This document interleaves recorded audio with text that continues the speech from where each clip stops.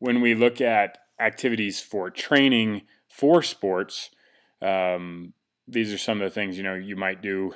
We do at Emergent Fitness, or you might do in a strength and conditioning program.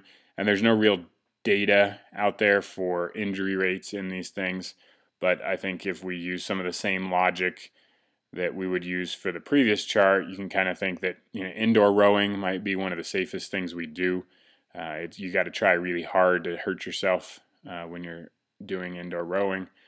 Body weight exercises, these are things like just air squats, maybe getting up and down, up off the ground, that sort of thing, have a little bit more risk involved.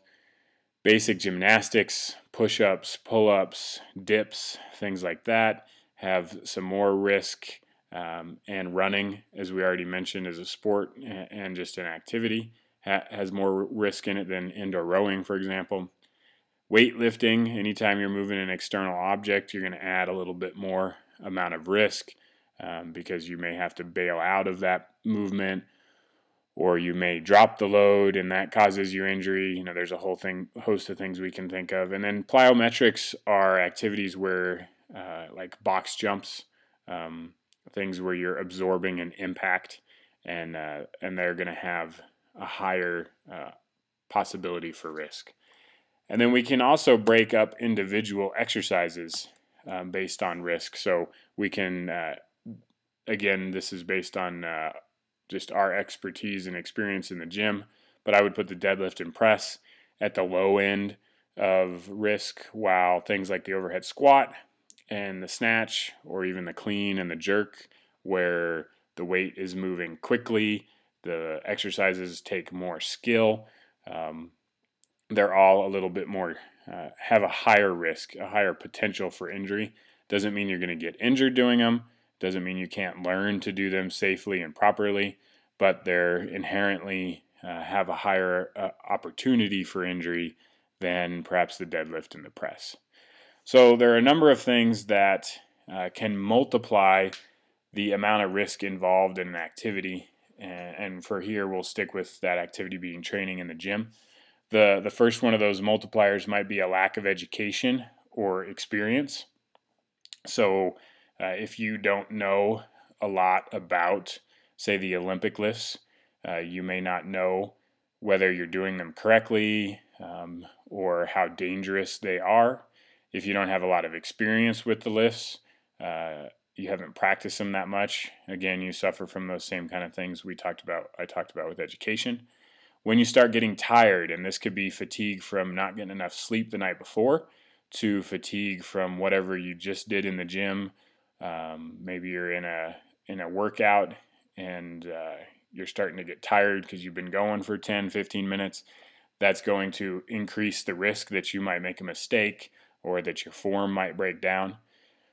Racing the clock, trying to do something as fast as you possibly can, or faster than you did last time, is going to increase the amount of risk involved in an activity. Peer pressure as well. Often if you have enough education or experience, you might know that, well, I hurt my shoulder doing this before, or I'm not sure, that I'm strong enough to do this lift, but everybody else is doing it, so you feel pressured to do it as well.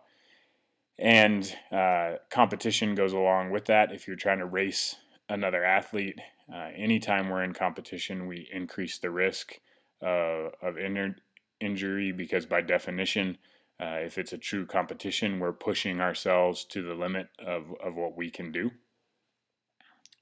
And then there are things that we can use to reduce the risk, or risk reducers. Experience and education, again, are the top ones here. The more experience you have with a particular exercise or modality, the more you're going to be able to know, like, okay, I'm getting too tired, I can't keep doing this, or my form's breaking down. Those sorts of things, you have more experience to know what the amount of weight is that you might use. And having a program that's individualized can greatly reduce the risk. So if you have worked with either on your own, through your own education and experience, or in working with a more educated and experienced coach or even training partner, you might know that For your specific goals, you're going to individualize a workout because your shoulder has this problem, and so this exercise is contraindicated for you. And that gets to where you can assess your workout and every little piece of your training based on what its purpose is. So, are you doing this activity to get stronger, or to increase your conditioning, or for better balance, or whatever it might be? Why are you doing it? And that can help you make decisions about how you might adjust the workout to fit you, and get away from the one size fits all workout. Having some progression to your training, it goes right along with the individualization and helps you reduce the risk and get the experience that you need to know whether you're doing something right. And this could be progression in terms of slowly adding weight over time, but it could also be learning a simpler version of the exercise and knowing that you need to be able to complete a certain amount of air squats before you start doing front squats, before you do back squats, before you do the overhead squat, and that sort of thing, and not trying to leapfrog any of those exercises until you're competent at the earlier part of the progression. The last thing I'd like you to consider as you're thinking about risk before next week, where we'll go over some specific examples, is to think about your training versus the training of a collegiate or professional athlete. And this is an example I got from the coaches at the CrossFit football certification. And they talked about how when you're working with elite level athletes that are at a collegiate level, or they're professional athletes that are getting paid, that the amount of risk they're willing to tolerate and where the responsibility for that risk lands is with the strength coach and his or her staff. And so if you're a strength coach and you hurt the star player on a professional sports team, you will no longer be the strength coach for that team. You'll get fired very quickly and replaced with someone that isn't going to hurt their athletes. And similar to what we talked about with the medical profession, there's likely to be some investigation and assessment into what happened that caused that injury. And while it makes sense to a lot of us that these guys that are getting paid millions of dollars to play would have that mentality, one of the things the coaches at this particular certification asked is, why don't we apply that same methodology to ourselves? So, if you tweak your shoulder training, you may have a nagging shoulder problem for years, if not the rest of your life. And you have to ask yourself, what's the cost of that injury?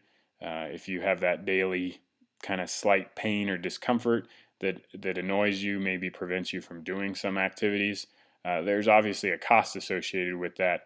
And who do you hold responsible for that injury, to your shoulder or your knee or whatever it might be?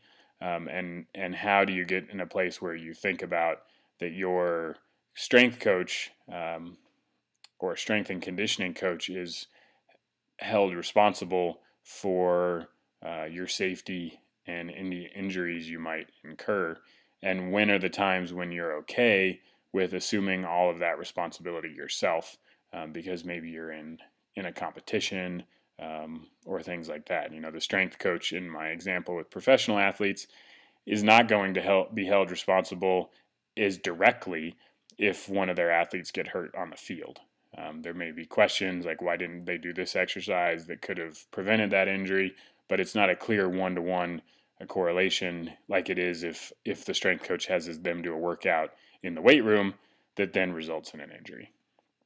So, an easy way to summarize this is, why aren't strength and conditioning coaches, even for just regular weekend warriors, held to the same do no harm standard, that same Hippocratic oath that doctors or other healthcare professionals are held to?